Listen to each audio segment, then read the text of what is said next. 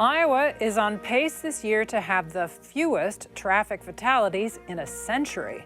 We'll talk with law enforcement and safety experts about what's making Iowa roads safer on this edition of Iowa Press.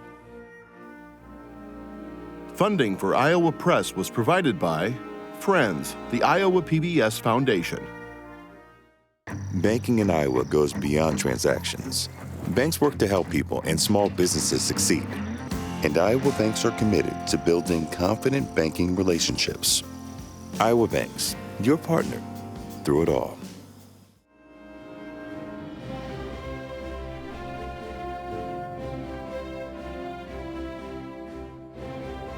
For decades, Iowa Press has brought you political leaders and newsmakers from across Iowa and beyond, celebrating more than 50 years on statewide Iowa PBS.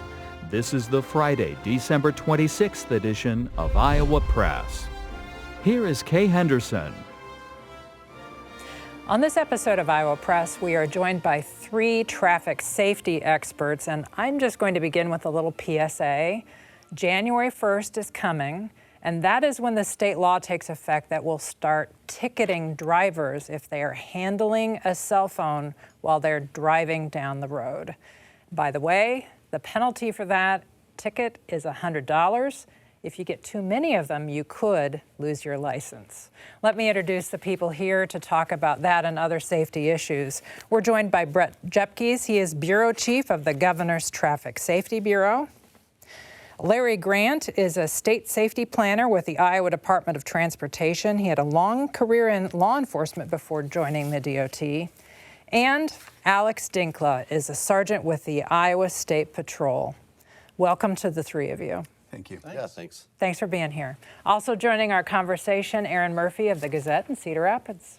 So, Alex, let me start with you. Kay mentioned the new law. It also had a sort of soft launch that started July where officers could issue warnings, just not citations yet.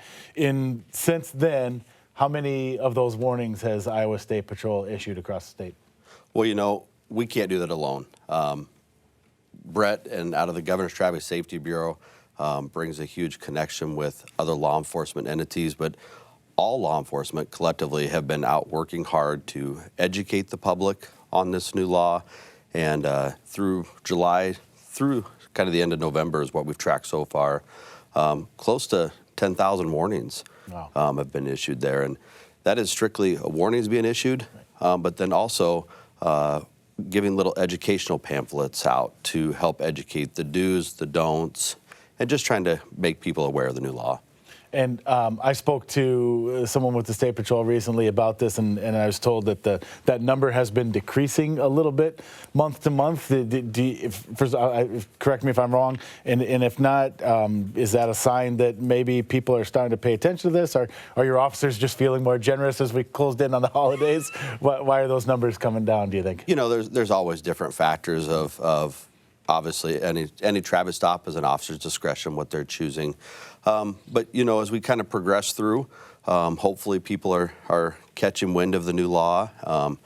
And, yeah, we start January 1, that's going to be a shift over, and you may not be receiving a warning. You may be receiving a citation after January 1. Yep. But we'll see how that goes, and hopefully people will start catching on. And we think fatalities are trending in that same direction, and we want to have good results out of this new law. Yeah, and speaking of that, Brett, wanted to ask you, other states that have had similar laws have seen a reduction in traffic fatalities. I'm guessing, obviously, that's the goal here. Yeah, and really we're seeing the reduction that a couple other states in the Midwest have seen with Illinois and Minnesota. And, you know, on this soft rollout or this warning period, something that we've learned from other states is that they wish they would have taken advantage of that warning period to really push the education and the awareness. And so that is something that we have been dedicating as much resources and as much time as we can. Alex was talking about the educational pamphlets, and I brought one with me. This is something that we've printed 60,000 of these cards and been disseminating them just to anybody that wants one, from the Governor's Traffic Safety Bureau to our local partners. And so law enforcement are handing them out, PSAs, social media, website, They're in every rest area. They're in every driver's licensing station in the state of Iowa. So we don't want to have to come to the citation. We want to educate people and make them aware as much as possible. So that's something we learned from these other states. But yeah, we're seeing the same reduction so far, very similar to the other states that enacted the law. Okay, and we're going to get into a little bit of the details on that. Larry, we'll make it to your expertise, but I was curious to start with you on this.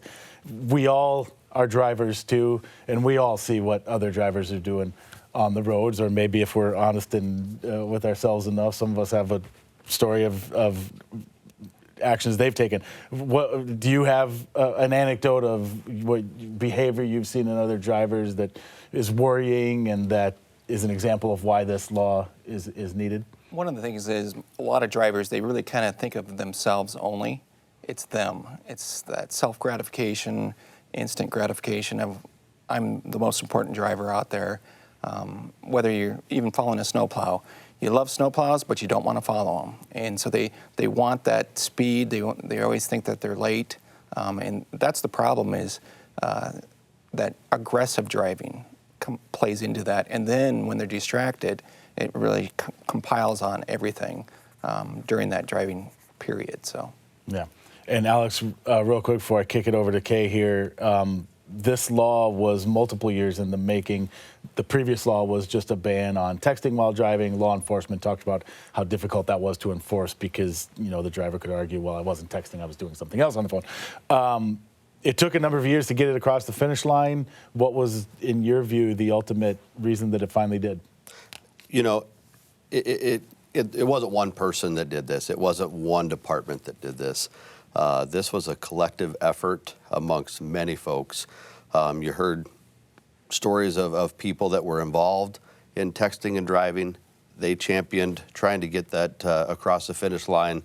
The Governor's Traffic Safety Bureau, many other city, county supporters with that. So it was definitely a collective effort.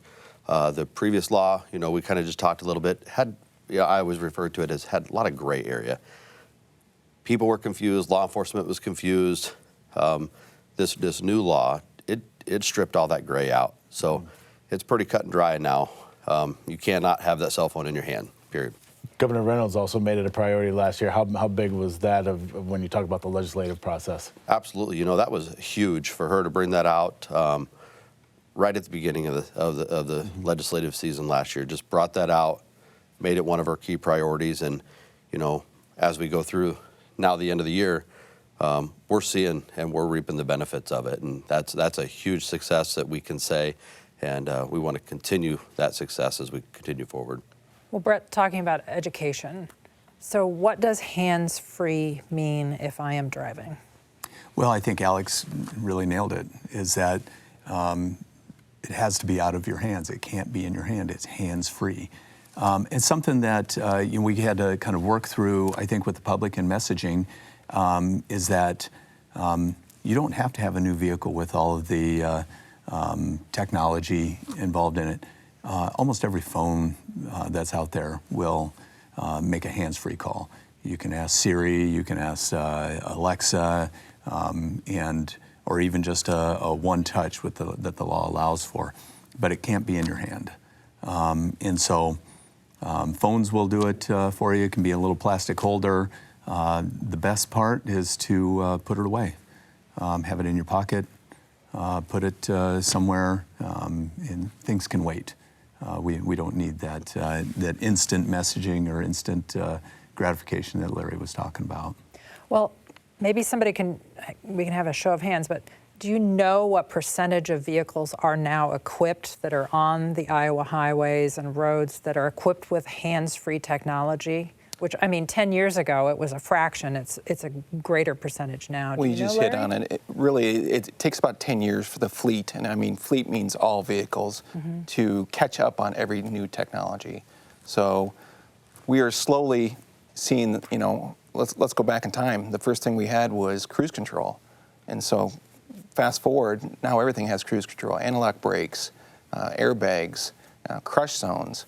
So all vehicles now are becoming that, even at standard equipment time now. So, but it takes time. It takes time.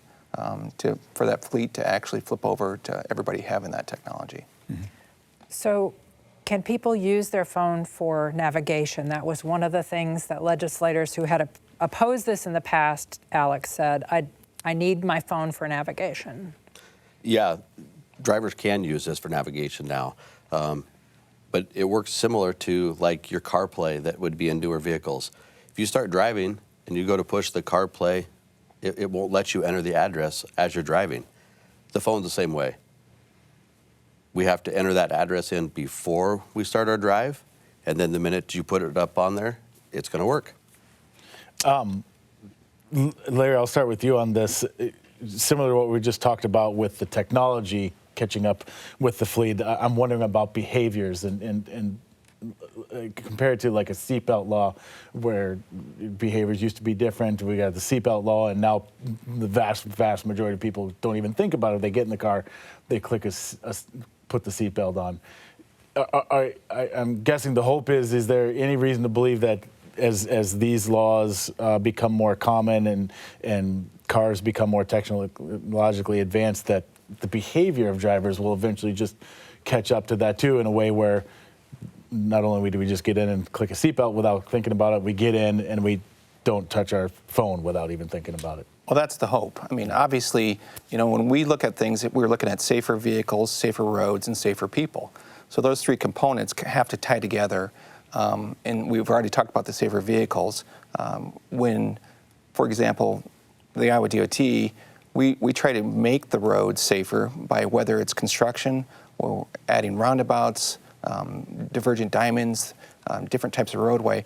But we also look at the very basic things, such as line markings, so that paint strips going down the road, we're enhancing them from 4-inch to 6-inch. Now we're doing that for the driver to make them safer so they can visually see it, but we're also doing it for the technology that we talked about of that vehicle seeing that paint marking better. And also rumble strips, that's a big thing. And I'm sure we'll talk about it, but the number one causation for a fatality crash in the state of Iowa is run off the road. So how can we prevent those run off the roads, leaving that lane?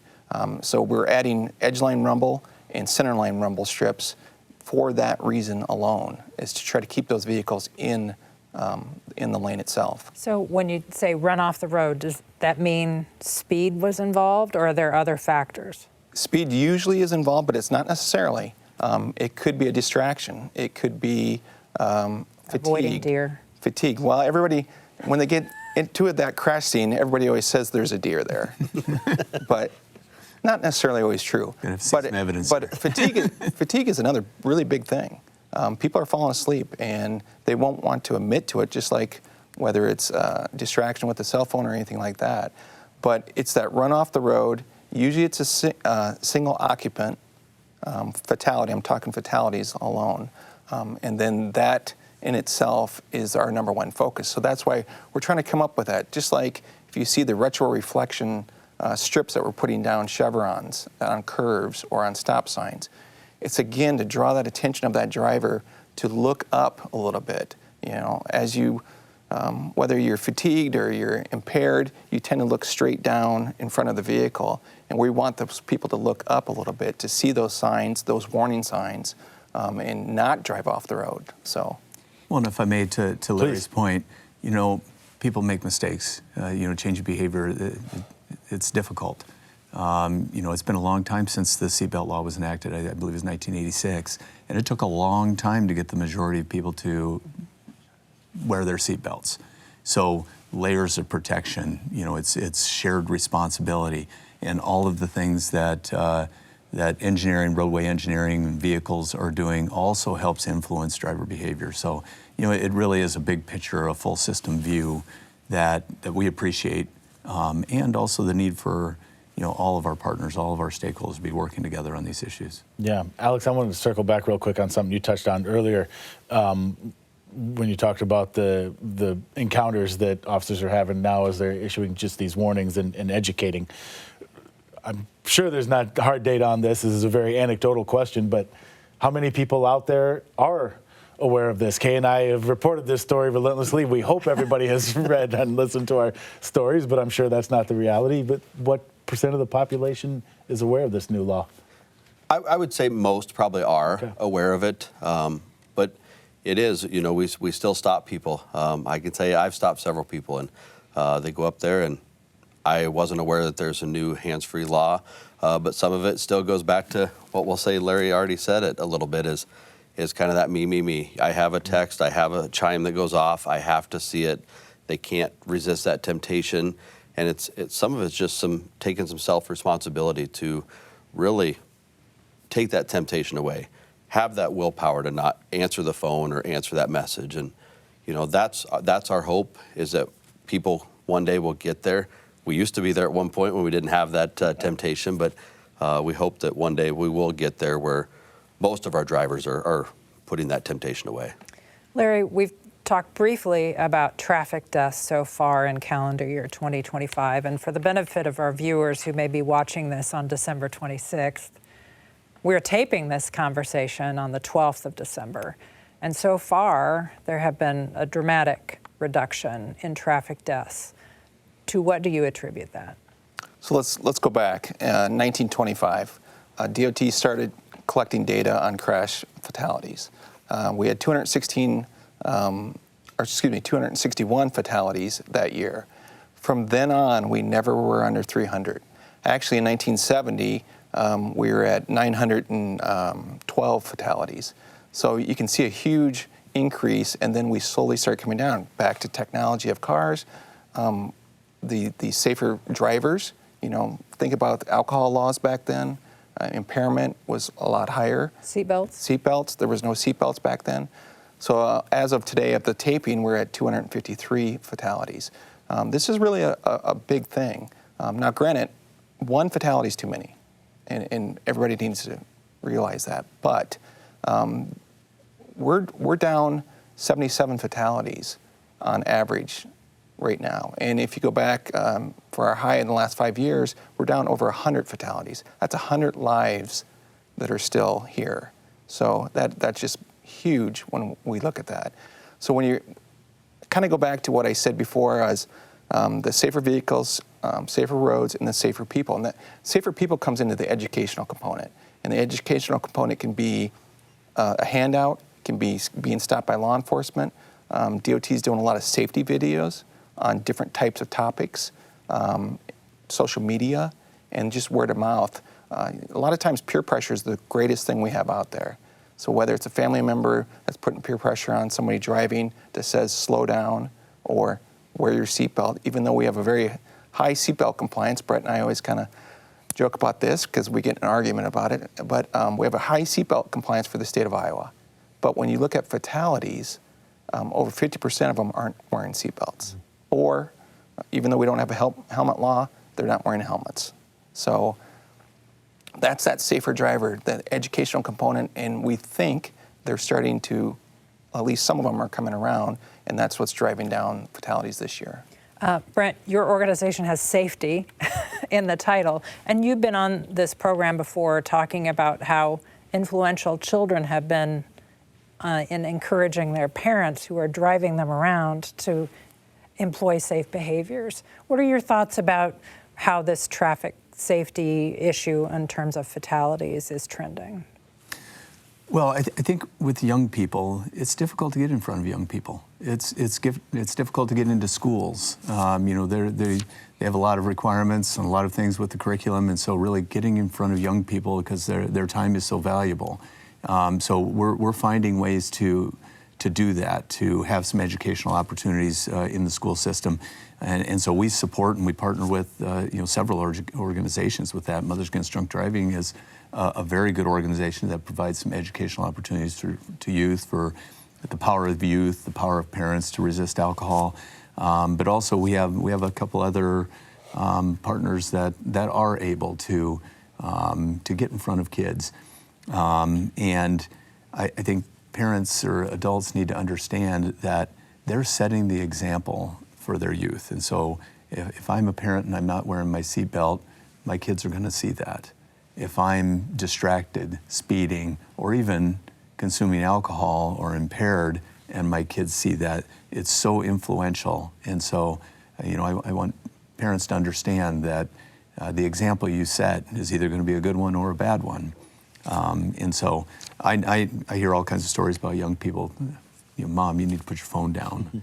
Or Dad, you're going too fast. So those eyes are on you, and we need to really understand that. Brett, as we were preparing just this morning, I saw a press release from your organization, and one of the things that highlighted that was that 37% of deaths, traffic deaths, are impaired related, and it was talking about the holiday season when people have holiday parties that they go to, obviously. I was just hoping you could touch on that, and obviously what a stress point you felt that was at this time of year. Yeah, first of all, I guess the majority of drivers are safe. They are. Most drivers are not impaired. They're not speeding. They are wearing their seat belts. And I think we're going to get there with the majority of drivers not using their cell phones. They maybe are right now, but we're going to get there. And also, nothing is saying that people can't consume alcohol. It's legal. We know that happens in social settings. It's just refrain from driving. And the really message we want people to have is to plan ahead. We want people to just plan ahead. If you know you're going out to socialize, have a plan on how you're going to drive and how you're going to have transportation. It's a little easier in some metropolitan areas where there are ride shares, Ubers, Lyfts, and other maybe community transportations, taxis, buses. But it is more difficult in a rural setting. So having a plan, designate a sober driver, have somebody come and get you. That's what we're really trying to encourage people to is to plan ahead. And speaking broadly, and Larry, you started to touch on this a little bit earlier. We've talked about laws and car technology, and you talked about the three different types of arenas that all the safety falls under. And you started to touch on, I was hoping you could elaborate on the things that from the road planning side of things that the DOT does to make roads safer. So yeah, absolutely. We learn from other states as they learn from us. We learn from counties and cities and on different types of roadways that they're creating. So you're starting to see more new types of roadways in the state of Iowa, and it's not new in the country, but for like roundabouts, we have over 100 roundabouts now in the state of Iowa. The divergent diamond is where you're going to see them usually on interstates. And describe those real quick for So divergent diamond is going to be, you're actually going to be going opposite direction. It feels very awkward at first, but it's so much safer. You don't get those T-bone crashes, and that's similar to a roundabout. Yes, you might have some glancing crashes, but fatalities and serious injury crashes do not occur as you're not crossing each other at 90 You're not crossing, angles. And it's slower. So that's a big thing. Another one is called a reduced conflict intersection, which is going to be, we have one up on Highway 20 in the Webster City, Fort Dodge area, and that is a change. They're looking at those to be put in other parts of the state, and that's probably one of the biggest things when we go to do those type of change for engineering. The communities will get the comments, that'll never work. It'll never work.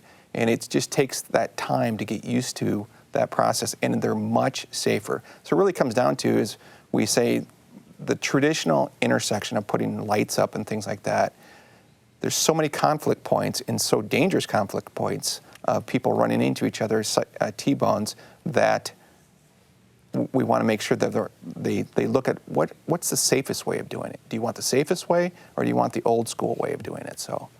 Alex, if folks follow the Iowa State Patrol on social media, they sometimes see a trooper has pulled somebody over doing 150 miles an hour.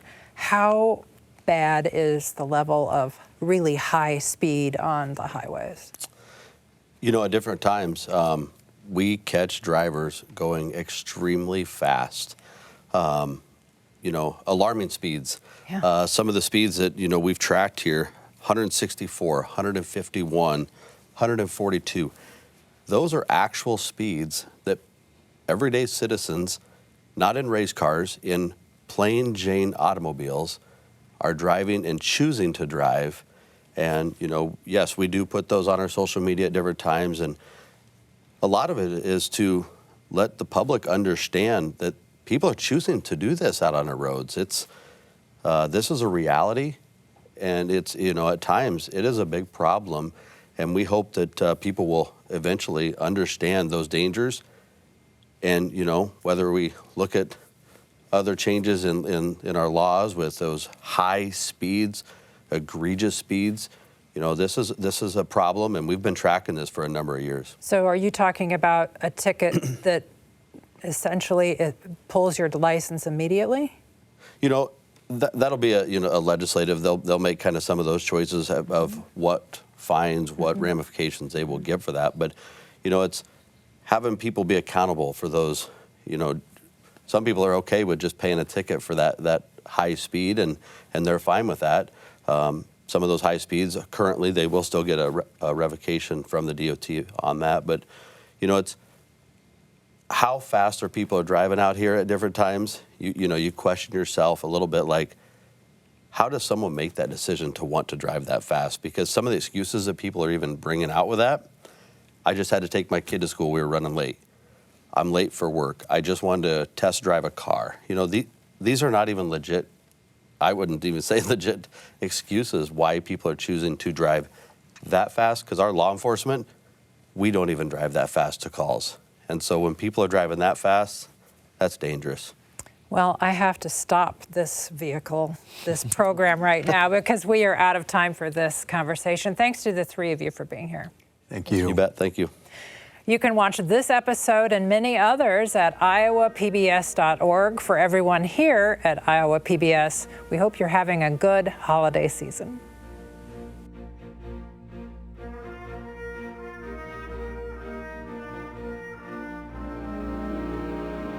Funding for Iowa Press was provided by Friends, the Iowa PBS Foundation.